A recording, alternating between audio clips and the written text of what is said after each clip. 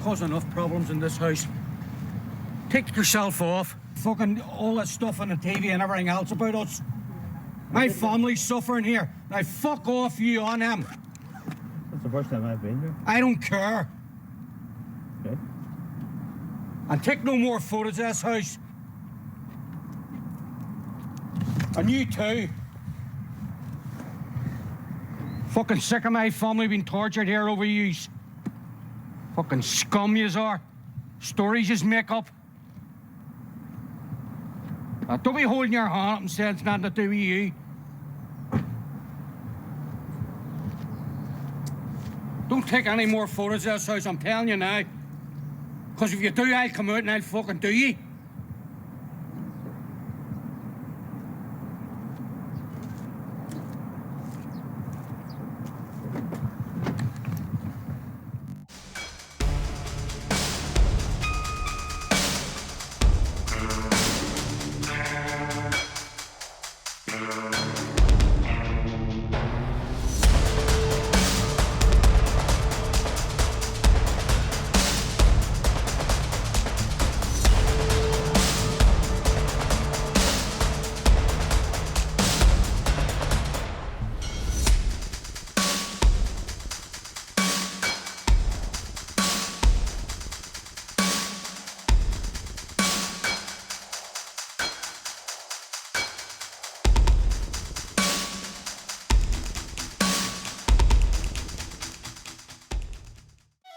This is Ireland, a land of emerald valleys, ancient songs, and never-ending rain.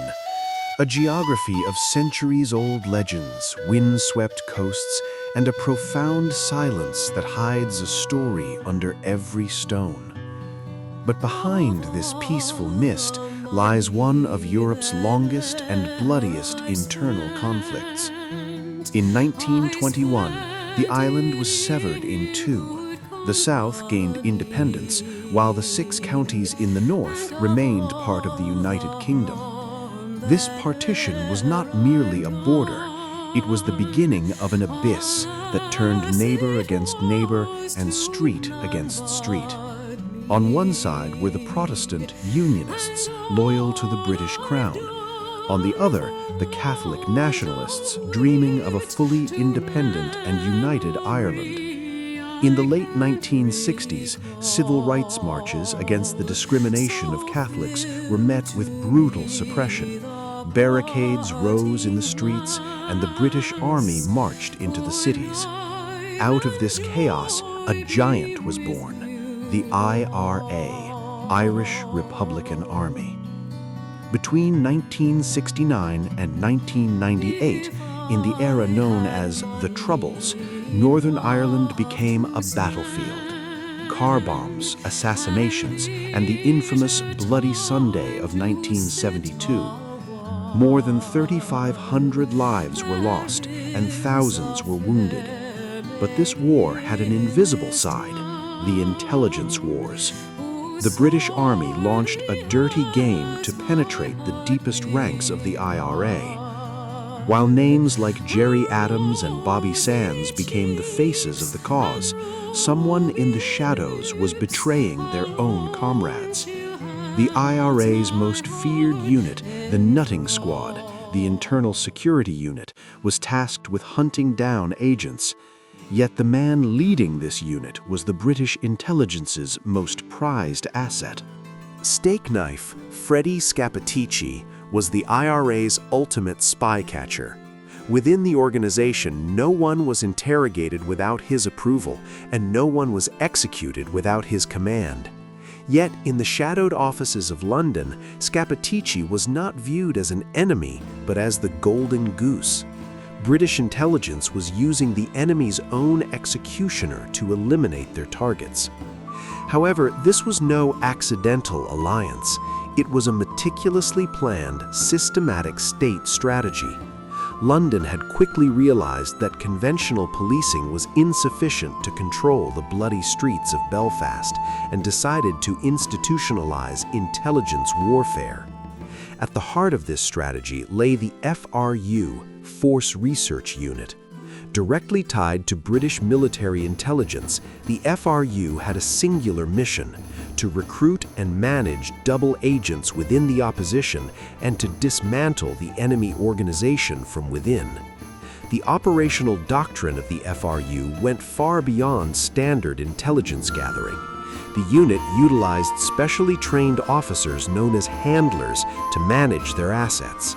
These handlers met their agents in safe houses, issuing instructions and providing cash payments or logistical support in return. But what made the FRU the most controversial unit in history were its protocols for directed targeting and agent protection. If an asset of Stakeknife's caliber faced the risk of exposure, the FRU would sanction the sacrifice of others, sometimes innocent civilians, sometimes their own lower-level informants, just to keep him in place. This meant turning a blind eye to state-sponsored murder, or in some cases, orchestrating it from the shadows. The unit's reach extended far beyond the IRA. It had also infiltrated pro-British loyalist paramilitary groups. By manipulating the flow of intelligence, the FRU played these two warring factions against each other, essentially deciding who lived and who died from the comfort of boardrooms in London. Stakeknife, Freddie Scappaticci, was the ultimate success story of this system. Yet this success was built upon a foundation of bodies buried across Northern Ireland for decades. Freddie Scappaticci's contact with the British Army's FRU, Force Research Unit, most likely began in the early 1970s in Belfast. At that time, Scappaticci was a low-level figure in the IRA's West Belfast Command, but he was already gaining notoriety for his rigid internal discipline and his capacity for violence. According to British sources and subsequent official inquiries, Scappaticci fell onto the radar of British intelligence during a routine arrest operation. The classic recruitment playbook was deployed: interrogation, psychological pressure, and finally, the offer of collaboration. The FRU specifically targeted individuals within the IRA who possessed leadership potential and a ruthless edge. Freddie Scappaticci fit that profile perfectly. From the moment Scappaticci shook hands with British intelligence, he ceased to be a mere IRA member. He became London's single greatest investment in Northern Ireland. The FRU's primary mission was to protect this asset at all costs and propel him to the highest possible echelons of the organization. To achieve this, the British deployed a chilling strategy. By manipulating information gathered from other low-level informants, they systematically neutralized Scappaticci's rivals within the IRA. Sometimes, the British Army would conduct raids to arrest his competitors. At other times, leaked documents would falsely brand those rivals as touts or informers. The path was cleared.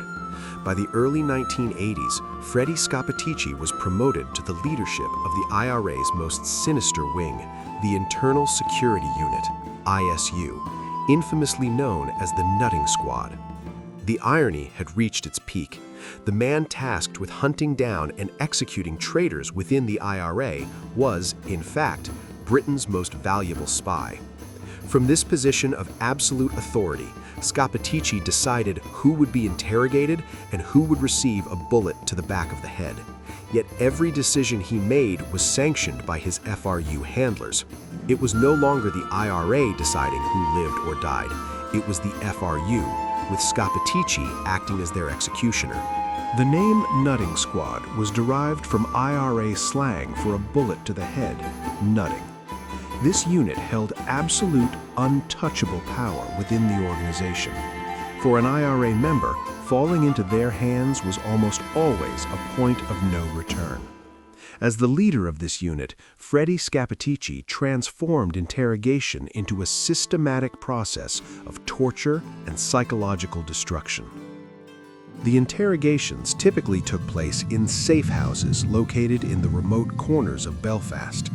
In these rooms, with windows boarded up and isolated from the outside world, Scappaticci would deprive his victims of sleep, beat them, and eventually force them into a harrowing choice: confess to treason for a quick death or endure endless torture. There was, however, a chilling procedural detail. Scappaticci recorded the final confessions on cassette tapes. These tapes were later played for the victim's family to prove that the execution was justified. The tragic reality was that many of those interrogated were innocent, or merely pawns sacrificed to solidify Scappaticci's dominance within the IRA. The British FRU was monitoring this entire process in real time. Scappaticci would step out of the interrogation room, meet his handlers, and report exactly who had confessed and who was slated for execution. The British state had the intelligence to stop most of these murders, yet to protect Stakeknife's identity, they remained silent. They allowed their own assets and citizens to be slaughtered by the very mole they were paying. To truly grasp the ruthlessness of both Scappaticci and the FRU, one must look at the story of 23-year-old Joe Mulhern in 1993. Joe was a junior member of the IRA. However, British intelligence was already using Joe's father, Frank, as an informer. Stakeknife's unit, the Nutting Squad, had begun to suspect Joe's father of being a traitor. By taking Joe into custody for interrogation, Stakeknife intended to corner the father and send a chilling message to the IRA: "We do not spare even those closest to you." Knowing that his son had been abducted by Stakeknife, Frank Mulhern reached out to every British intelligence contact he could. He pleaded with them, attempting to bargain for his son's life. Through Stakeknife's reports, the FRU knew second by second that Joe was in an interrogation room, that he had been tortured for days, and that he was marked for execution. Yet for the FRU, the life of an informer's child was not more valuable than the anonymity of a priceless asset like Stakeknife. The officers who told Frank they were doing their best were in fact content to simply watch the events unfold in silence. When Joe was found by a roadside with 2 bullets to the temple, for Frank Mulhern it was the start of more than just a period of mourning. Frank launched a 20-year war of exposure against the British state to prove that his son's killer was an agent protected by the government itself. This was not just a father's quest for justice, it was the first spark of the massive leak that would eventually unmask the FRU, London's most secretive intelligence unit. Joe Mulhern was just the tip of the iceberg. For 25 years, this unit, led by Freddie Scappaticci, carried out a bloody purge within the IRA. But there was a much darker equation at play here. Most of those killed were low-level members with no access to critical information. British intelligence, the FRU, had developed a chilling strategy to protect their most valuable asset, Stakeknife. As Stakeknife climbed the organizational ladder, he had to constantly appear as if he were discovering new spies. To maintain this cover, sometimes innocent youths and sometimes low-level informants who were no longer useful to the British were chosen as sacrificial lambs. In the shadows of London's offices, a cold decision had been made. To keep a high-level mole in place, the murder of small pawns could be overlooked. Over time, people on the streets of Belfast began to quietly question the reality of these deaths. The pattern was impossible to ignore. The British seemed to know about every IRA operation and every shipment instantly.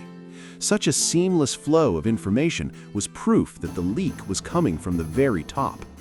Furthermore, while the British Army raided houses and rounded up IRA leaders one by one, the members of the Nutting Squad, the supposed spy hunters, were either released every time or narrowly escaped just before the raids.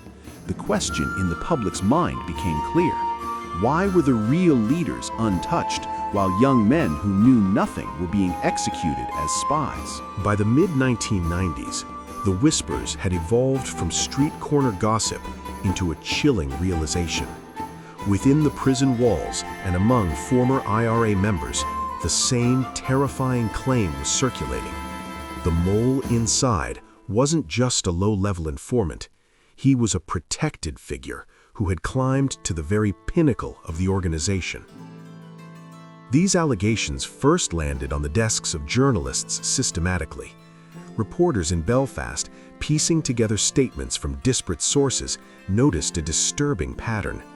Arrests and raids almost always targeted specific individuals, yet the high-ranking members of the nutting squad, the so-called spy hunters, consistently remained untouched.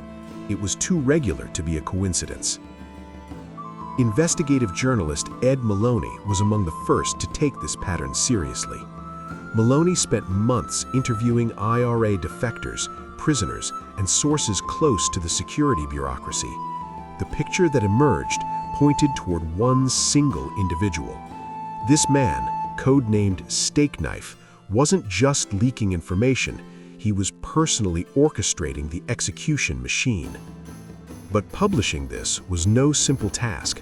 The opponent wasn't just a paramilitary group, it was British military intelligence. Maloney and his colleagues chose to reveal circumstantial evidence first. The repetitive methods used in interrogation centers, the same names being consistently branded as spies. Witness testimonies suggesting the British were forewarned of these executions every single time. By the early 2000s, official documents began to fill the gaps. The Stevens inquiry unearthed internal memos revealing that protecting high-level assets within the IRA was a top priority for the British Army. No names were mentioned, but the profile fits Stakeknife perfectly. If an agent risked exposure, operations were halted, targets were shifted, and certain deaths were written off as acceptable losses. The wall of silence finally crumbled when a few survivors of the nutting squad began to speak publicly. Their accounts of the interrogation rooms shared a common thread. The man directing the interrogation was always the same, and that man was never treated as a true suspect. By 2003, the name was no longer a whisper, it was a roar. Stakeknife's identity had become common knowledge across Belfast. The press stood their ground, forcing the state to face a haunting question. If this man is a murderer, why is he being protected? And if he is an agent, how many deaths is he responsible for? Exposing Stakeknife wasn't the result of a single confession. It was the painstaking assembly of dozens of small pieces gathered through years of journalism and courageous testimony. Finally, the claim that Britain's most valuable asset was also at the center of its bloodiest execution chain became a reality too clear to ignore. The pressure eventually reached the heart of London. The British state realized these allegations could no longer be ignored. In 1989, the task of uncovering the truth was handed to Sir John Stevens, the head of Scotland Yard. Sir John Stevens forced a grim admission. The state had been in illegal collusion with paramilitary structures. It was now part of the official record that agents were deliberately protected, and murders that could have been prevented were allowed to happen. But the names remained hidden.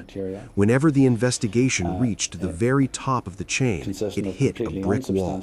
That wall was called national security. Even after the Stevens reports were published, the Stakeknife file didn't close, it ripped wide open. Because at this point, the question was no longer who. The questions were who gave the orders, who looked the other way, who was responsible. After years of agonizing silence, a new investigation was launched in 2016, Operation Canova. This time, the goal wasn't just to examine intelligence practices, it was to pursue criminal accountability. Operation Canova meticulously examined every murder linked to Freddie Scappaticci, the man known as Stakeknife. Files were unsealed, witnesses were re-interviewed, and FRU officers were questioned. The most striking aspect of Canova was that it placed one central question at the heart of an official inquiry. Can a state turn a blind eye to murder to protect its most valuable asset? As the investigation progressed, the picture grew even darker. Powerful evidence emerged that the British state had known about Stakeknife for decades. It became clear that some executions had been reported in advance, yet no intervention followed. But when the file reached the judicial stage, the same old reflex kicked in. Witness testimonies were restricted under the guise of national security. Documents remained partially classified. Responsibility was reduced to an abstract institutional failure. In 2018, Freddie Scappaticci was publicly exposed as Stakeknife. He was no longer a shadow. Despite this, he was never arrested, he was never prosecuted, he never stood before a court of law. When he died in 2023, the Canova file was still open, but the man at the center of the storm was gone. For those left behind, this was not a closure. Instead, it was a new kind of void. And one final question remained. Is knowing the truth enough? Or does justice only begin when someone is held to account?